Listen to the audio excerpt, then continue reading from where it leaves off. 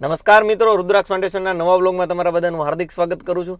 આજે અમે લોકો અમરેલીથી 15 કિલોમીટર દૂર એવા ચિત્તલ ગામમાં આવ્યા છે ને ચિત્તલથી 3 કિલોમીટર રીકડિયાવાળા રોડ ઉપર એક પૌરાણિક વાવ આવી છે જેનું નામ છે રતન વાવ. તો આપણે આજે રતન વાવ જવાનું છે, તે વાવને જોવાની છે. ખૂબ જૂની વાવ છે.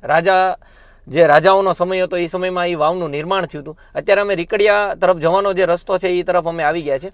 આ જસવંતગઢ ગામ છે. ચિત્તલની બાજુમાં જસવંતગઢ ગામ આવેલું છે અને તે ગામમાં આવી જાઓ એટલે ગામમાંથી સીધો તમને રસ્તો મળી જશે રીકડિયા તરફ જવાનો. 3 કિલોમીટર સુધી ચાલવાનું છે. તો અમારી સાથે જોડાયેલા રહેજો. અમે તમને રસ્તો પણ બતાવશું અને ત્યાં શું શું જોવાલાયક છે તે પણ તમને બતાવશું. ત્યાં એક સુંદર મજાનું ભોળાનાથનું મંદિર છે, તો આપણે તે પણ જોશું. તો અમારી સાથે સંપૂર્ણ વ્લોગ જોજો. તમે લોકો રીકડિયા તરફના કાચો રસ્તો છે એમાં થઈને તમારે આ જે પૌરાણિક વાવ છે ત્યાં જવાનું છે. આ રસ્તો કાચો છે અને અમે થોડાક જ અંતરે 3 કિલોમીટર જેવો આ કાચા રસ્તામાંથી તમારે ચાલવાનું છે. ત્યારબાદ આ રીકડિયાની જે વાવ છે વચ્ચે આવેલી અને ત્યાં મહાદેવનું મંદિર પણ સુંદર મજાનું છે. તો અમારા બ્લોગને સ્ક્રિપ્ટ નહીં કરતા, સંપૂર્ણ જોઈએ રાખજો. જસવંતગઢ અને જે રીકડિયાવાળો જે કાચો રસ્તો એટલે વાડીઓનો જે કેળા માર્ગ, આપણે બળદ ગાડું હાલે એવો આ રસ્તો છે. અને હવે અહીંથી 3 કિલોમીટર દૂર જે વાવ છે ત્યાં અમે જઈએ છીએ. અમે લોકો 1.5 કિલોમીટર દૂર છે અને આ રસ્તો છે ત્યાં આમાં અલગ અલગ રસ્તા પડે છે. એટલે તમારે કોઈને વાડીવાળો વિસ્તાર છે એટલે ગમે એને પૂછીને હાલવું, કેમ કે આમાં અલગ અલગ સાઈડમાં રસ્તા, કેમ કે વાડીનો રસ્તો છે એટલે એવા રસ્તા પડે છે. તો ગમે એને પૂછીને ચાલવું. અને હવે અમે લોકો પહોંચવા જ આવ્યા છીએ. સામેની બાજુમાં રીકડિયા જવાનો રસ્તો છે અને એક બાજુ આકડિયા જવાનો રસ્તો છે. આપણે અત્યારે વાવે પહોંચી ગયા છે. આ વાવનો દરવાજો છે. અહીંયા તમને આગળ બતાવ્યું એમ અહીંયાથી 2 રસ્તા પડે છે, એક રીકડિયા તરફ જવાનો અને એક નાના આકડિયા તરફ જવાનો. બંને ખૂબ જ અહીંયાથી નજીક છે. આ જો આ વાવનો દરવાજો છે. અહીંયાથી આપણે આ વાવનો દરવાજો ખોલીને હવે આપણે અંદર જશું અને હું તમને વાવ બતાવું છું. મારી સાથે જોડાયેલા રહો. આ છે રતન વાવ. અત્યારે સાંજનો સમય થઈ ગયો છે, વાતાવરણ ખૂબ જ મસ્ત છે.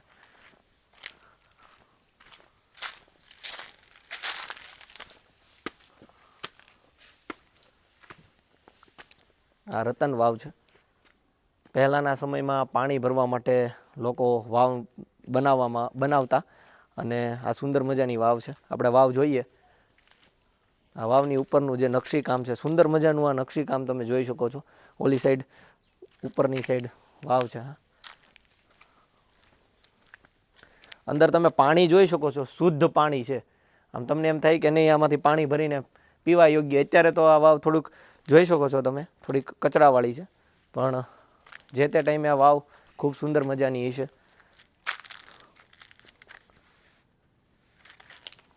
હવે આપણે વાવની અંદર જઈએ. લોકો વાવની નીચે જઈ અંદરનું પાણી કેટલું ચોખ્ખું છે તે જોઈ અને આ જે પગથિયા છે તે અંદર એની હાલત કેવી છે એ હું તમને બતાવું. તમે અમારા બ્લોગમાં ચાલુ રહેજો. આ અહીંયા સુધી તો સારું છે હાલવા માટે. ત્યાર પછીથી સીસરું આવે છે અને વાવની અંદર તમે જેમ આવતા જાઓ તો તમને આમ જે નજારો છે તે કંઈક અલગ જ લાગે છે. અહીંથી સીસરું આવે છે એટલે આનીથી કોઈ આગળ જતા નહીં. અને પાણી પણ એટલું ચોખ્ખું છે કે તમે સતીશભાઈ બતાવો વાવનું પાણી કેટલું ચોખ્ખું છે.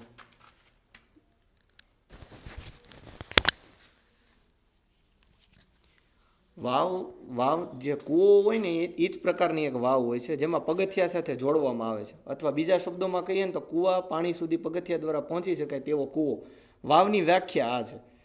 અમુક વાવો એવી પણ હોય છે જેમાં ગોઠવણ કરેલી હોય છે. બળદની સહાયથી ચક્ર વડે કૂવામાં પાણી ખેંચીને બનાવે છે.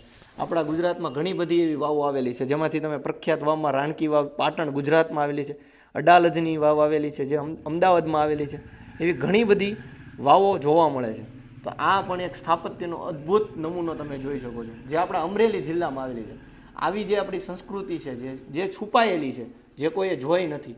આ વાવ ગોતવામાં અમને પણ ઘણી મુશ્કેલી પડી છે, પણ આ વાવ ખૂબ જ સુંદર મજાની વાવ છે. તમે જોઈ શકો છો ઉપરથી તમે નીચે આવો તો અત્યારે તો આ વાવને પ્લાસ્ટર જે નવીન જે આપણે સિમેન્ટવાળું પ્લાસ્ટર કરવામાં આવ્યું છે, પણ તમે અહીંયા જોઈ શકો છો આ જૂની જે કળા છે તે હજુ પણ છે, હયાત છે. અને અહીંયા તમે જોઈ શકો છો માળ, એટલે કે એક માળ તો તમને અહીંયા દેખાય જ છે.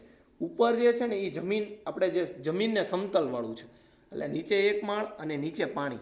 એટલે સુંદર મજાની આ વાવ જો તમે નિહાળવા માંગતા હોય ને તો ચિત્તલથી માત્ર લગભગ કહું તો જસવંતગઢ અને જસવંતગઢથી 3 કિલોમીટર એટલે કે લગભગ 5 કિલોમીટર દૂર આવેલી છે. અને અમરેલીથી 20 કિલોમીટર, કેમ કે ચિત્તલ અમરેલીથી 15 કિલોમીટરના અંતરે આવેલું છે. તમે મોટા આકડિયા થઈને પણ આવી શકો છો, નાના આકડિયા થઈને ત્યાંથી પણ તમે આવી શકો છો. અહીંયા તમે જોઈ શકો છો સ્થાપત્ય કલાનો અદ્ભુત નમૂનો. અત્યારે તો વાવમાં પાણી છે, તમે ચોખ્ખું પાણી જોઈ શકો છો. કારણ કે વાવ ખુલ્લી છે એટલે આમાં જે કચરો છે અને કબૂતર જેવા પક્ષીઓ આમાં રહેઠાણ માટે આને બનાવવામાં આવે છે. કારણ કે રહેઠાણ અહીંયા બનાવી નાખે કબૂતર. બાકી તમે જોઈ શકો છો. અને અહીંયા એક મંદિર પણ છે મહાદેવનું, તો આપણે તેના પણ દર્શન કરીએ. પણ ત્યાં સુધી તમે જોઈ શકો છો વાવ. વાવની બાજુમાં તમે નર્મદેશ્વર મહાદેવના દર્શન કરી શકો છો. સતીશભાઈ તમે દર્શન કરાવો. ત્યારબાદ નવનાથના પણ તમે દર્શન કરી શકો છો. સુંદર મજાની જગ્યા છે, વાડી વિસ્તારમાં આ એરિયામાં આવે છે આ જગ્યા. અને વાવ તમે સતીશભાઈ બતાવી, સુંદર મજાનું વાતાવરણ છે, પક્ષીઓનો કિલકિલાટ. અને અહીંયા કોઈ બાપુ રહેતા છે, અત્યારે તો કોઈ છે નહીં, ત્યાં તેનો ધૂણો પણ છે, તે પણ સતીશભાઈ તમે બતાવો.